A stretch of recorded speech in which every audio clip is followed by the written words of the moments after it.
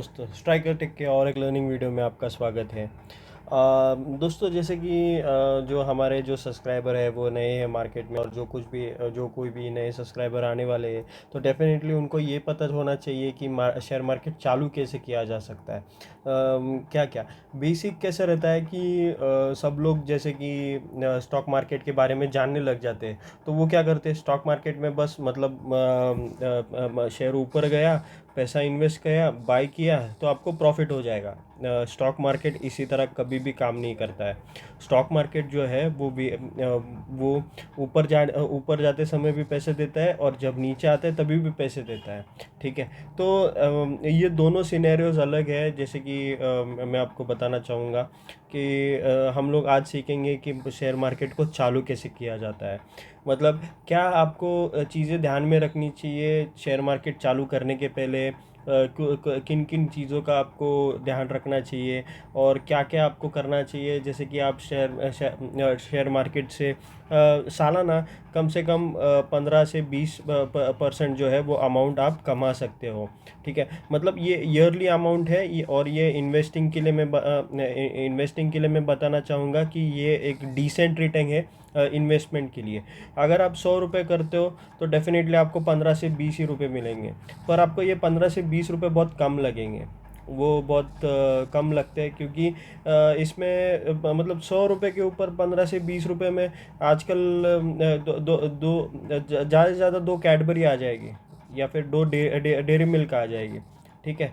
पर अगर आप ये सोचो, अगर ये सीआर में रहते, अगर आपने 100 करोड़ रुपए इन्वेस्ट किए रहते, ठीक है, 100 करोड़ रुपए अगर इन्वेस्ट किए रहते, उसके ऊपर 15 से 20 करोड़ मतलब बहुत डिसेंट रिटर्न है।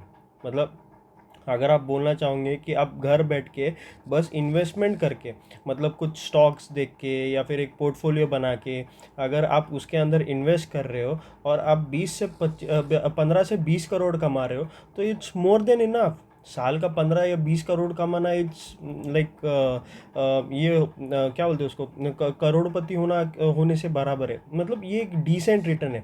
पर जब भी आप एक स्मॉल स्केल में देखते हो, अगर आप 100 रुपये से कंपेयर करते हो 15 से 20 रुपये, तो ये आपको बहुत छोटा लग जाता है। 15-20 रुपये में तो आजकल वड़ा पाव भी ठीक से नहीं आता। ठीक है। तो इसके लिए पहले साइकोलॉजी बदलो। 15 to 20% रिटर्न जो है वो सालाना बहुत ही अच्छा रिटर्न है। आप इन्वेस्टमेंट करो, थोड़े पैसे जमा करो, वो इन्वेस्ट करो, प्रॉपरली इन्वेस्ट करो। म्यूचुअल फंड है, इक्विटी फंड है, उसके अंदर इन्वेस्ट करो। ये बहुत ही अच्छा रिटर्न्स देते हैं। और 15 से 20% पहले पहले सबसे पहले चीज़ ये याद रखो कि कोई भी स्टॉक के अंदर अगर आपने इन्वेस्टमेंट किया, शायद ईयरली किया या फिर 3 मंथ्स के लिए किया है, या फिर थोड़ा शॉर्ट टर्म के लिए अगर इन्वेस्टमेंट आपने किया, तो 15 से 20% रिटर्न बहुत ही अच्छा रिटर्न है।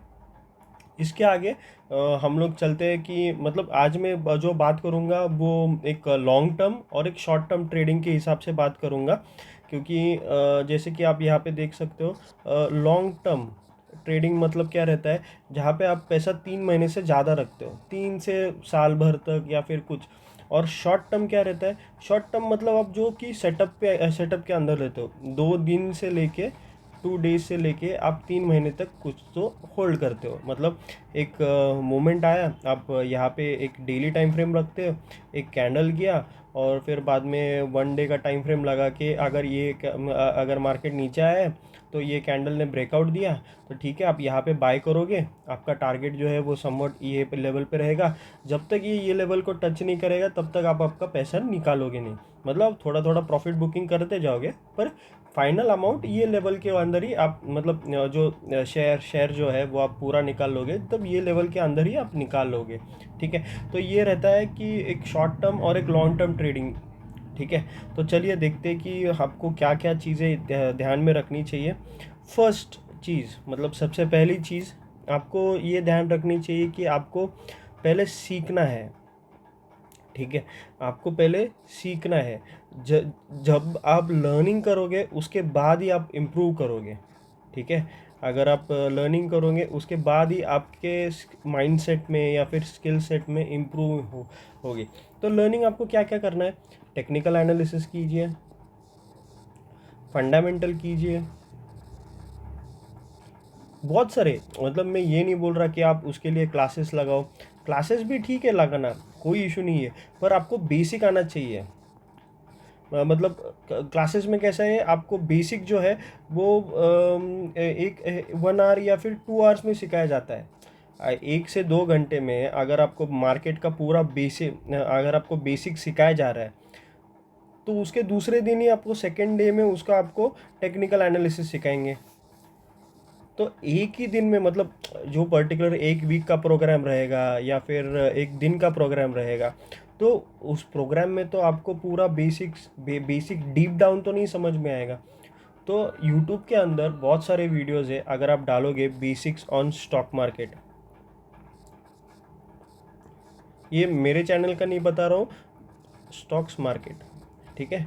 तो ये मेरे चैनल का नहीं बता रहा हूँ, बहुत सारे चैनल है जैसे कि ऐसे फ्री लर्निंग में वीडियोस देते हैं, आप जाइए, देखिए, सीखिए फ्यूचर्स क्या रहता है। मैंने भी ऑलरेडी एक वीडियो डाला है, और ये मेरा जो लर्निंग का सीरीज़ जो है वो मैं खुद से चालू कर रहा हूँ, ठीक है। तो यहाँ पे आप सीख सकते हैं कि स्टॉक्स क्या रहते हैं, ऑप्शंस क्या रहते हैं, उसके अंदर ऑप्शंस के अंदर आपको ग्रीक्स क्या रहते हैं, ऑप्शन ग्रीक्स जो रहता है वो ग्रीक्स क्या रहते हैं, तो ये सब आपको सीखने मिलेगा। तो आप लर्निंग कीजिए, जो आपका दिमाग है, मतलब जो वो एम्प्टी रखिए, और सीखने के नज़रिए से देखिए मार्केट के लिए, ठीक है।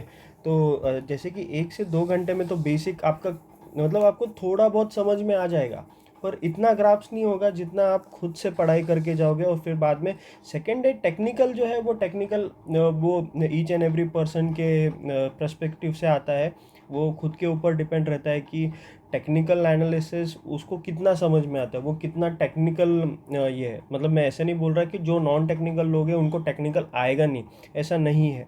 नॉन टेक्निकल लोग भी बहुत अच्छा टेक्निकल नॉलेज जो है वो परफॉर्म करते हैं, टेक्निकल एनालिसिस करते हैं, पूरा चार्ट एनालिसिस करते हैं, ठीक है। फंडामेंटल में बस आपको बैलेंस शीट देखना है। फंडामेंटल में आप बैलेंस शीट देखते हो कंपनी का, और उस हिसाब से अंदाज़ लगाते हो कि कंपनी आगे क्या परफॉर्म कर सकती है।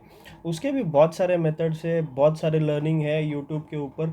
आप बेशक जाइए, यूट्यूब के अंदर सर्च कीजिए, उसके बाद आप एक पर्टिकुलर, मतलब एक बेसिक आपको क्लियर हो जाएगा। ये मतलब ये एक दिन का या फिर एक महीने का नहीं है, ये बेसिक क्लियर करने में ही आपको कम से कम 6 महीना लगेगा। स्टॉक मार्केट बहुत लंबा है, बहुत बड़ा है। आप ये बोलोगे कल मैंने फ्यूचर सीखा था, आज मैं ऑप्शन सीखा, ऐसा नहीं रहता। फ्यूचर के अंदर पूरा स्टडी करो, इक्विटी के अंदर पूरा स्टडी करो, ऑप्शंस के अंदर पूरा स्टडी करो। बस इतना कम से कम पता कर लो कि ये ऑप्शन में एंटिटीज़ क्या रहते हैं, ग्रीस क्या रहते हैं। फिर बाद में बाकी के जो पैरामीटर्स है, डेफिनेटली मैं इसके आगे जो है वो मैं और सारे वीडियोस डालूंगा। तो मैं बेसिकली आपको ये बताना चाहूँगा कि डीप डाउन डिग कीजिए हर एक टॉपिक के अंदर, हर एक। अगर आप इंडिकेटर भी पसंद करते हो तो इंडिकेटर देखिए, इंडिकेटर आर एस आई रहता है इंडिकेटर, फिर बाद में बुलिंजर बैंड रहता है, बहुत सारे इंडिकेटर रहते हैं, ठीक है। तो ये इंडिकेटर बनाए क्यों गए थे, खुद को क्वेश्चंस पूछो कि ये इंडिकेटर बनाए क्यों, ये चलते कैसे, ये कौन से टेक पे चलते हैं, या फिर क्या टेक्निकल यूज़ होता है इसके अंदर। तो वो पर्टिकुलरली आप जानना कोशिश कीजिए कि ये पर्टिकुलर इंडिकेटर जो है वो रहते क्या है, ठीक है। उसके बाद आता है एनालिसिस, ठीक है।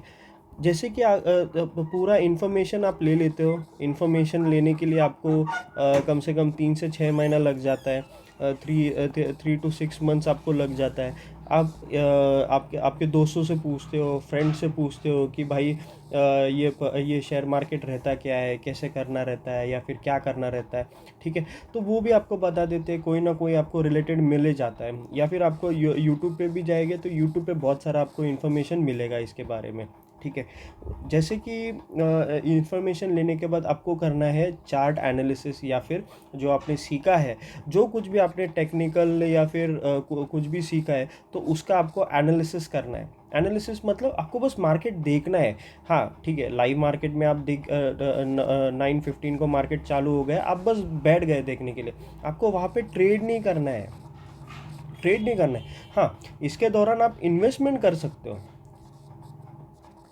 इसके अंदर आप इक्विटी के अंदर इन्वेस्टमेंट कर सकते हो, पर आपको ट्रेड नहीं करना है। इतना जल्दी आप ट्रेड मत कीजिए, आप फंस जाओगे, आपका पैसा डूब जाएगा, ठीक है।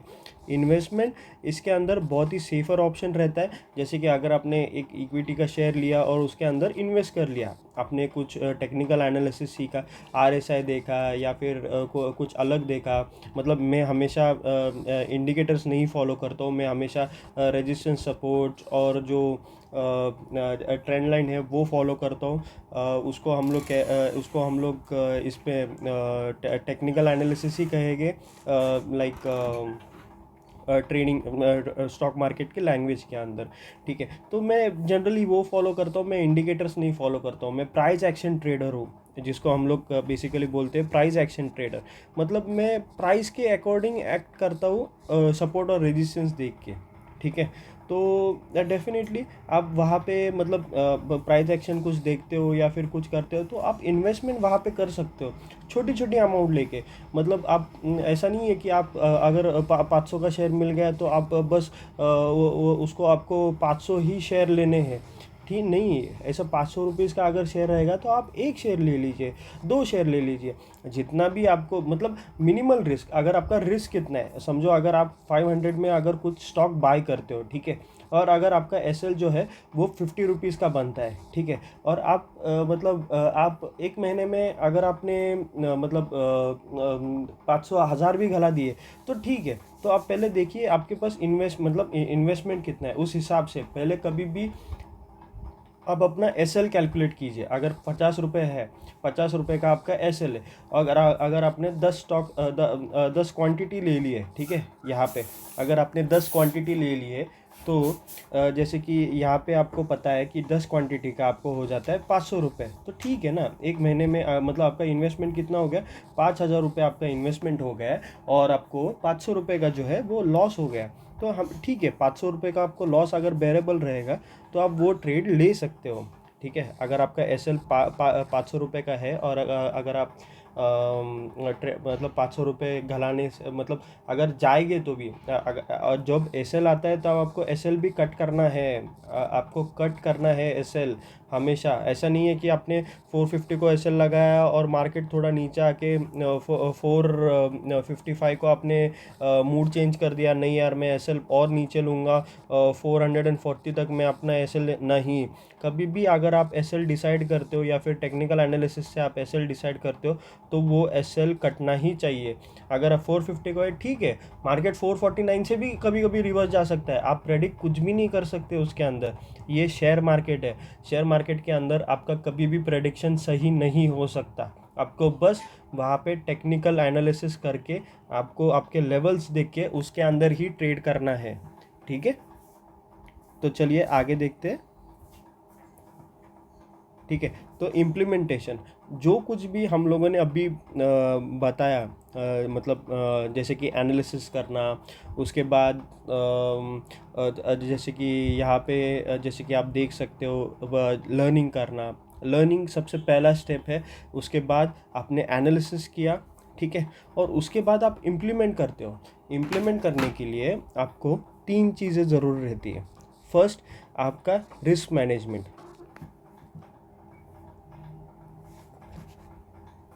ठीक है। तो पहला आपका रिस्क मैनेजमेंट जो है वो इम्पोर्टेंट रहता है, ठीक है। और सेकंड चीज़ जो है वो आपका मनी मैनेजमेंट रहता है,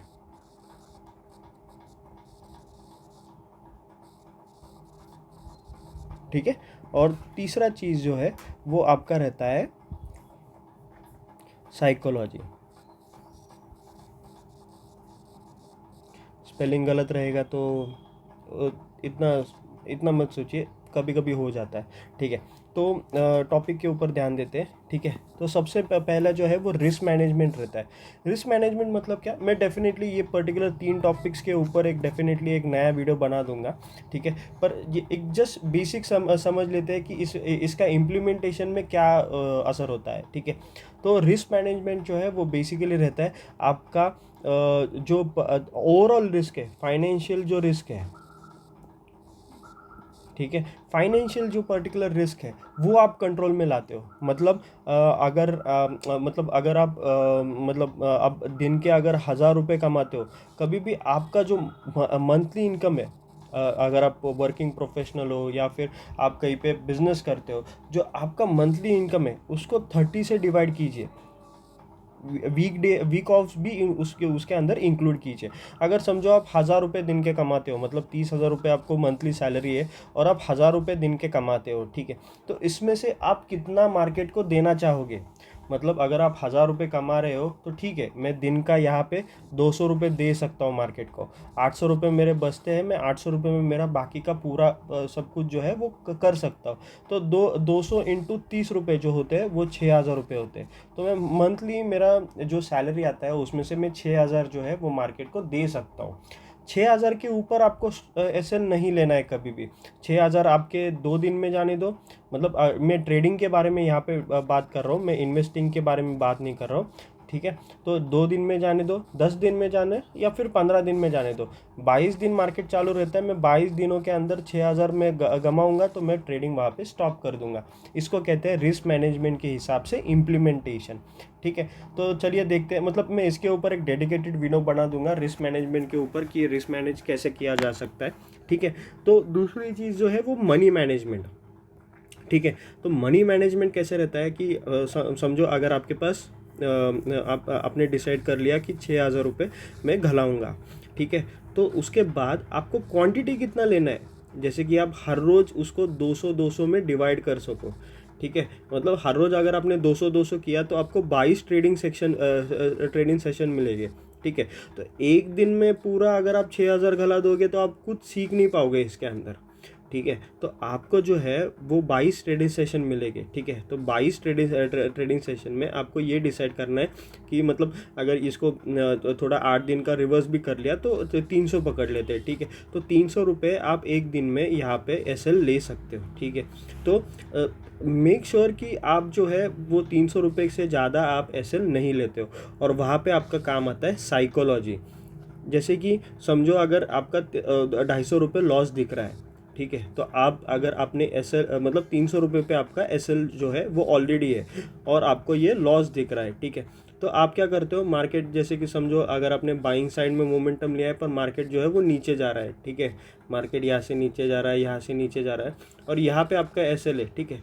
तो आप अगर आपका एसएल अगर नीचे शिफ्ट करोगे, अगर आपका एसएल नीचे शिफ्ट करोगे तो ये सलग मतलब क्या बोलते हैं उसको, ये बुरी चीज़ है। बुरी भी नहीं बोल सकता मैं वहाँ पे, ये अच्छी चीज़ नहीं है, मतलब उसका अर्थ ही वही होता है। पर ये अच्छी चीज़ नहीं है क्योंकि अगर आप 300 रुपये लॉस ले रहे हो तो आप 350 क्यों दे रहे हो वहाँ पे।